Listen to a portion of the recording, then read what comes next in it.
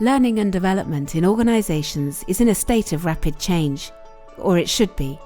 So what is holding it back? Paul Matthews has the answers. It's about the invisible problems. And by that I mean it's the problems that are there. It's kind of like the elephants in the room. They're there, people are often at least peripherally aware that there's something there, but because of the day-to-day don't really get to focus on them in the way that they should. So much of my time is spent helping people shift their mindset from what they're currently focusing on to something that's more effective to focus on.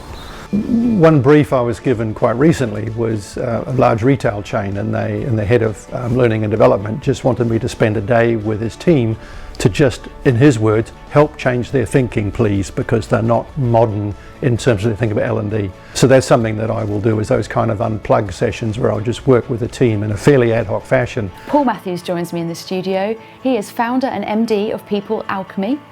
We focus on informal learning and learning transfer in the service of performance in a business. Now, I know not all of you in the room are managers, but you wouldn't be here without a level of responsibility in the organisation, so I will talk to you as though you are all managers. I was instantly struck with the ease in which he was able to communicate some of the more complex areas of learning and development. You can do a leadership program that's going to create leaders in your organization that are as good as Gandhi or Mandela. You go for it, and you can leave the broken glass on the floor if you want, and it'll work. But that's not easy, and again, it's not cheap.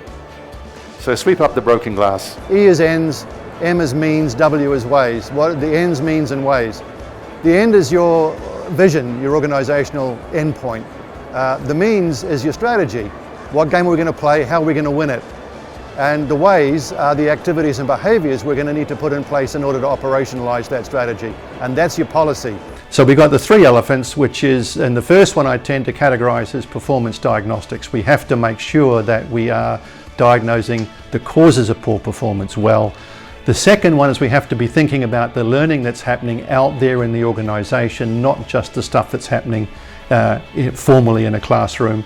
And the third one is if we do, through a performance diagnostics process, have proven that we have to have people in a classroom or in a learning intervention, that we then make sure we're doing appropriate learning transfer to make it have an impact. And if you deal with those three elephants, then the fourth sneaky elephant won't leap out of the bushes and squash you. And the fourth one I talk about is the brand of learning and development. So if we start thinking about how brand affects L&D, it's the same way that a brand affects any kind of business out there. In that if the brand doesn't give people a sense of who you are and what you do, they're going to be limited in what they're actually going to come and ask you. His content is excellent. It's based on his research. It's based on a lot of deep thought.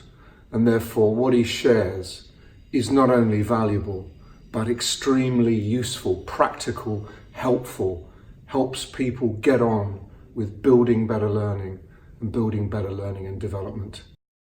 Competence is different to capability. What's interesting is that those two words are often used interchangeably.